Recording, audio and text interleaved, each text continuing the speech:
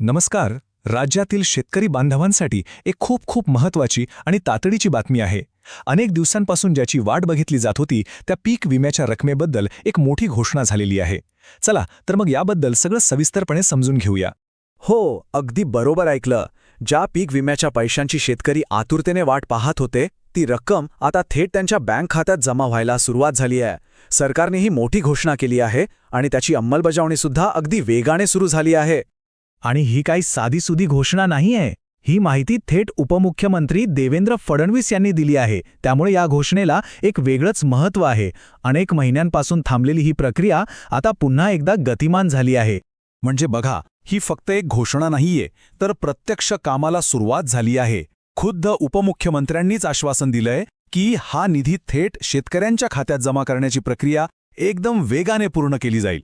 आणि सगळ्यात महत्त्वाचं काय आहे माहितीये, या पहिल्या टप्प्यामध्ये त्यांना प्राधान्य दिलं जातंय ज्यांना आजपर्यंत पीक विम्याचा 1 रुपयासुद्धा मिळालेला नाहीये. ही त्यांच्यासाठी खरंच एक मोठी दिलासा देणारी बातमी आहे. चला आता हे बघूया की या पहिल्या टप्प्यामध्ये नक्की कोणत्या जिल्ह्यांचा समावेश करण्यात आलेला आहे.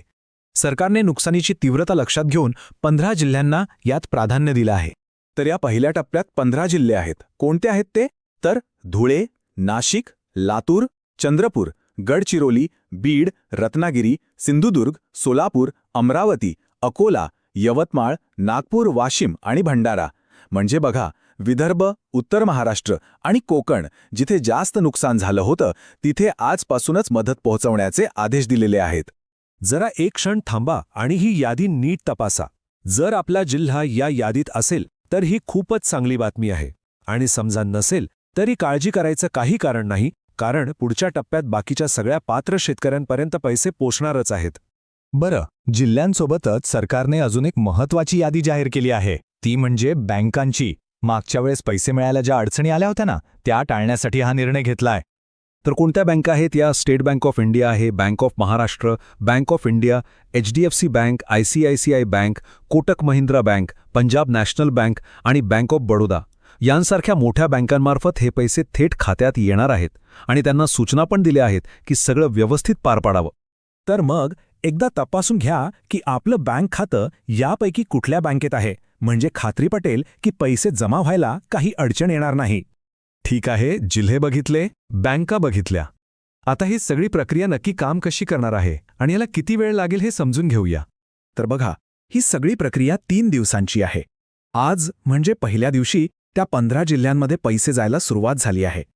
आता DBT सिस्टीममधून एका दिवसात किती पैसे पाठवायचे यावर एक लिमिट असतं. त्यामुळे सगळ्या राज्याला कव्हर करायला साधारण 3 दिवस लागतील. पण महत्त्वाचं हे आहे की सुरुवात झालेली आहे. आता पुढचा प्रश्न, सगळ्यांना सारखेच पैसे मिळणार का? तर तसं नाहीये. यात नुकसानीनुसार आणि नियमानुसार 2 प्रकार केले आहेत. ज्यांच्या नुकसानीचा पंचनामा झालेला आहे, म्हणजे ऑफिशियली नोंद झाली आहे, त्यांना नुकसानीची 100% भरपाई मिळणार.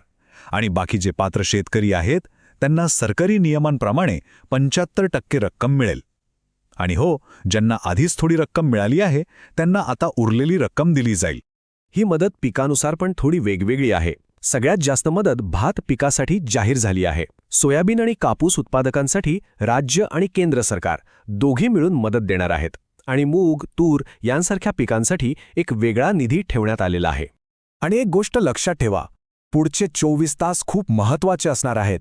कारण याच काळात खूप मोठ्या प्रमाणात पैसे खात्यांमध्ये जमा होणार आहेत, असं सरकारनं स्पष्ट केलंय. तर या सगळ्या माहितीचा एकच अर्थ आहे, सरकारनं पीक विम्याचे पैसे वाटायला सुरुवात केली आहे. त्यामुळे सर्व पात्र शेतकरी बांधवांनी पुढचे काही तास आणि दिवस आपापल्या बँक खात्यावर लक्ष ठेवावं. रक्कम जमा झाली की नाही हे नक्की तपासा.